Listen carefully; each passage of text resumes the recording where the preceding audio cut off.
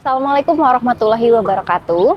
Halo semuanya, perkenalkan saya Selindini Amrina dan di sini saya akan mengajak kalian semua untuk membahas mengenai membangun tim kerja efektif dalam aksi peningkatan pelayanan publik. Pelayanan publik merupakan pelayanan dasar dalam pemerintahan dan menjadi indikator penting dalam penilaian kinerja pemerintahan, baik di tingkat pusat maupun tingkat daerah. Organisasi yang baik tidak lepas dari pelayanan publik yang baik. Nah, oleh karena itu, peningkatan pelayanan dalam organisasi memerlukan tim yang efektif dalam aksi perubahannya.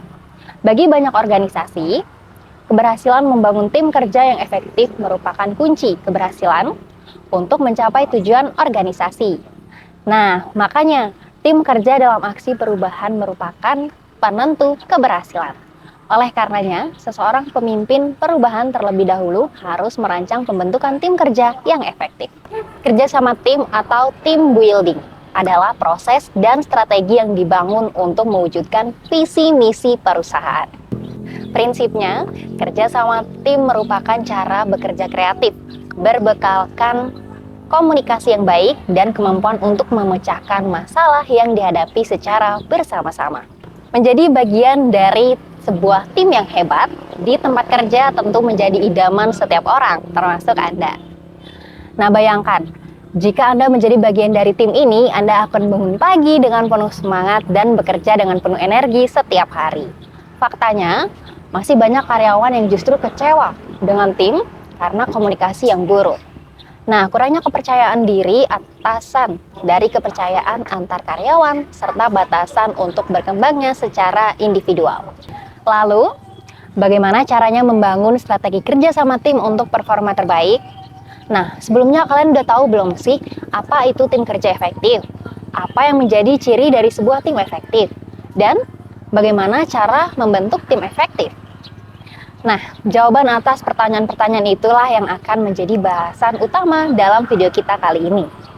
Setiap individu pada organisasi harus mempunyai kesadaran bahwa teamwork dan network merupakan hal penting untuk dibangun dalam melakukan perubahan. Tim efektif sangat diperlukan karena akan berhadapan langsung dengan stakeholder atau mitra kerja. Kemampuan sebuah organisasi dalam membangun tim kerja yang efektif tentunya akan menentukan kemampuan organisasi tersebut dalam menjalankan tugas dan mencapai tujuannya. Bagi organisasi sektor publik, memberikan pelayanan yang prima adalah tugas sekaligus tujuan organisasi. Sangat diyakini bahwa tugas pelayanan publik merupakan pekerjaan yang kompleks dengan beragam tantangan. Pekerjaan kompleks ini tentu tidak mungkin dikerjakan tanpa adanya tim yang solid dan efektif. Ada yang tahu nggak sih tim kerja yang solid itu seperti apa? Nah, apakah ada orang yang merasa hebat sehingga bekerja tanpa tim? Tentunya ada, dan beberapa orang memang menghindari bekerja dalam suatu tim. Alasannya ada banyak. Salah satu yang membuat orang enggan bekerja sama dalam tim karena merasa mampu untuk bekerja sendirian. Padahal, faktanya banyak manfaat yang bisa didapatkan jika memiliki satu tim kerja.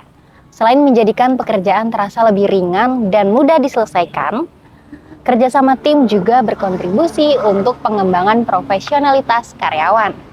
Menurut data yang dilansir dari Queen's University of Charlotte, mampu bekerja dalam tim menjadi salah satu dari 3 soft skill yang diprioritaskan perusahaan saat proses rekrutmen karyawan. Nah, itulah sebabnya pemimpin perusahaan maupun tim HRD perlu memahami dengan baik mengenai cara melakukan proses rekrutmen dan rekrutmen strategis dan proses seleksi. Namun, menumbuhkan tim kerja yang solid butuh waktu dan proses penyesuaian. Hal ini karena setiap anggota tim berasal dari latar belakang yang berbeda. Anda harus menciptakan kondisi di mana setiap anggota tim harus berkembang bersama. Di saat yang sama, Anda perlu menyiapkan materi team building yang apik.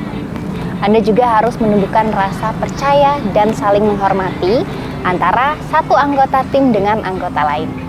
Menyesuaikan kemampuan dengan bidang kerja, serta membangun etika kerja tim yang baik.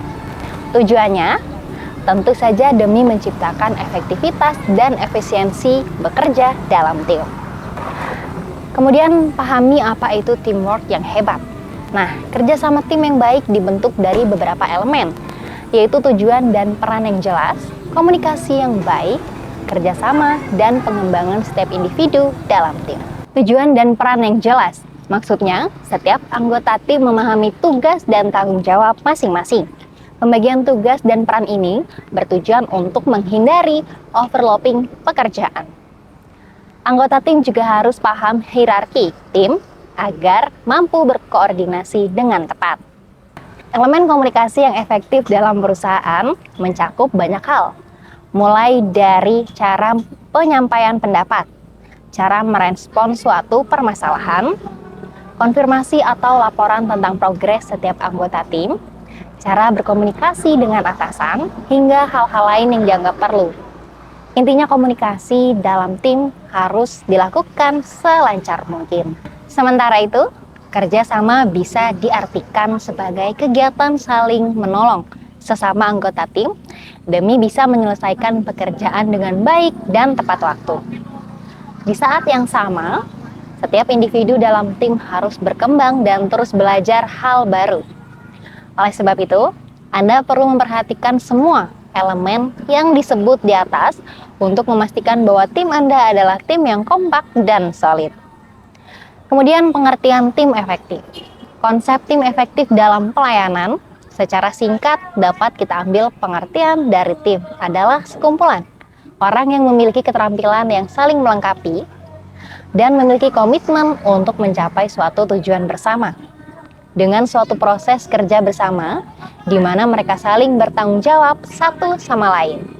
Jika dikaitkan dengan kata efektif, maka tim efektif dapat diartikan sebagai tim yang berhasil mencapai tujuannya. Dalam sebuah tim efektif, seluruh komponen tim bekerja dengan sungguh-sungguh, sesuai dengan peran dan fungsinya masing-masing, yang ditujukan semata-mata untuk meraih tujuan tim, yang merupakan tujuan bersama. Rasa memiliki atau talking ownership terhadap tujuan tim harus tertanam pada setiap anggota, sehingga lahirlah apa yang disebut sebagai tanggung jawab dan kerelaan untuk berkorban dalam mencapai tujuan bersama tersebut. Pentingnya keberadaan tim efektif adalah mempercepat tercapainya tujuan, menambah kreativitas dalam penyelesaian masalah, dan meningkatnya kualitas penyelesaian masalah. Selanjutnya yaitu tahapan membangun tim efektif. Bagaimana landasan pengembangan tahapannya? Bila kita melakukan aksi perubahan pelayanan atau di area kantor yang diinginkan, maka tahapan membangun tim efektif menurut Bruce Tuckman, yaitu yang pertama adalah forming atau tahap pembentukan tim. Tahap awal adalah pembentukan tim. Dalam tahap ini, komposisi tim ditentukan siapa pemimpin, anggota, dan penyelaras. Setelah komposisi tim terbentuk, selanjutnya mempelajari peluang, tantangan, dan tujuan akhir. Nah, fungsi masing-masing anggota tim mulai memitigasi sesuai tugasnya. Semakin lengkap mitigasi, semakin bagus kerja tim. Di sini, peran pemimpin sebagai coach sangat penting. Pemimpin harus bisa menyikapi perbedaan pandangan dari anggota tim dengan sedikit perintah namun tepat dan efektif. Tugas utama dari pemimpin tim adalah memfasilitasi hubungan atau facilitation of contact antara para pihak yang masuk menjadi anggota tim. Kemampuan ini membutuhkan keterampilan berkomunikasi dan memfasilitasi komunikasi antar pihak. Selanjutnya yang kedua yaitu storming atau tahap penentuan aspirasi. Pemimpin harus bersikap independen terhadap perbedaan pendapat anggota tim. Perbedaan bisa menjadi sebuah kekuatan bagi sebuah tim apabila bisa dikelola dengan baik. Tugas utama dari pemimpin tim adalah mengelola konflik yang mungkin terjadi. Diskusi dan negosiasi akan sangat membantu pada tahapan ini. Oleh karena itu, kemampuan dalam mengelola konflik serta mengelola kepercayaan dari pihak yang berkolaborasi dalam sebuah tim sangat dibutuhkan. Kemudian yang ketiga, yaitu norming atau tahap penentu aturan. Adanya perbedaan pendapat karakter dan persaingan dari masing-masing anggota tim, diperlukan aturan atau tata tertib yang jelas. Sehingga perbedaan dan persaingan menjadikan anggota tim lebih solid karena memiliki satu tujuan yang sama. Semua tujuan bersama dan kesepakatan berbagi peran atau coordinative action telah terjalin.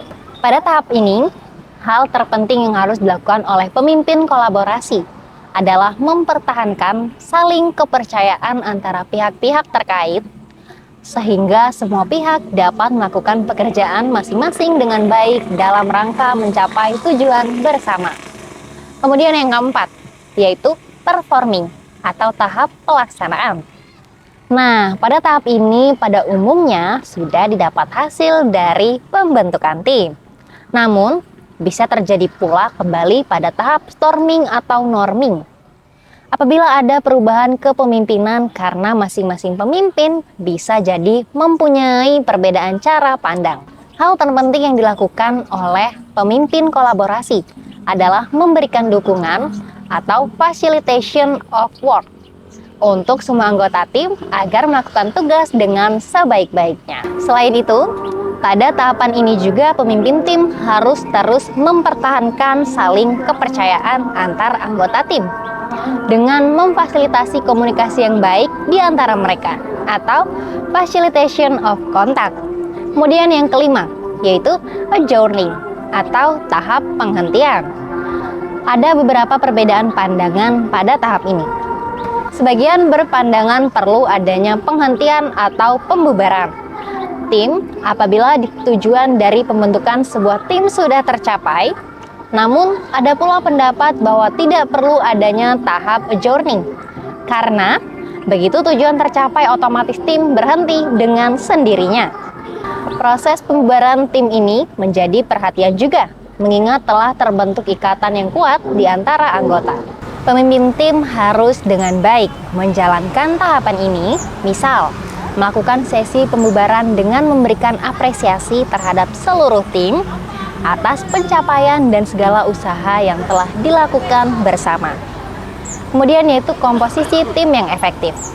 Komposisi tim yang efektif idealnya terdiri dari pemimpin, pembentuk, pemikir, pengevaluasi, penyelidik sumber daya, pekerja tim, dan penyelaras akhir. Kemudian ada peran kepemimpinan dalam membangun tim. Pemimpin merupakan penggerak utama organisasi. Otoritas organisasi berada di tangan pemimpin.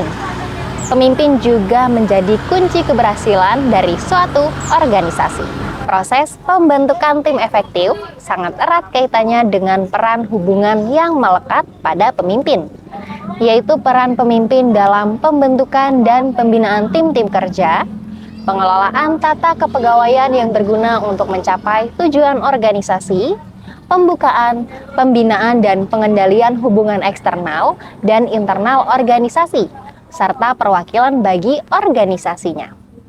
Keberhasilan tugas dalam tim akan tercapai jika setiap anggota tim bersedia untuk bekerja dan memberikan yang terbaik untuk kesuksesan tim sesuai tujuan pembentukan tim. Kemudian ada kolaborasi tim sukses dan efektif. Menjadikan tim kerja yang sukses dan efektif adalah impian bagi setiap pemimpin. Sukses ini menjadi tantangan tersendiri dalam menggapai setiap visi dan tugas organisasi. Maka, dalam tim efektif perlu diperhatikan beberapa hal, yaitu sasaran tim kerja yang jelas, keterampilan anggota tim yang relevan, saling percaya, komitmen yang disatukan, komunikasi yang baik, keterampilan negosiasi, dan dukungan internal dan eksternal. Nah, itu tadi sedikit pembahasan mengenai membangun tim kerja efektif dalam aksi peningkatan pelayanan publik. Semoga bermanfaat untuk kita semua, dan jika ada salah, saya mohon maaf. Saya Selin Dini Amrina pamit, dan sampai jumpa. Wassalamualaikum warahmatullahi wabarakatuh.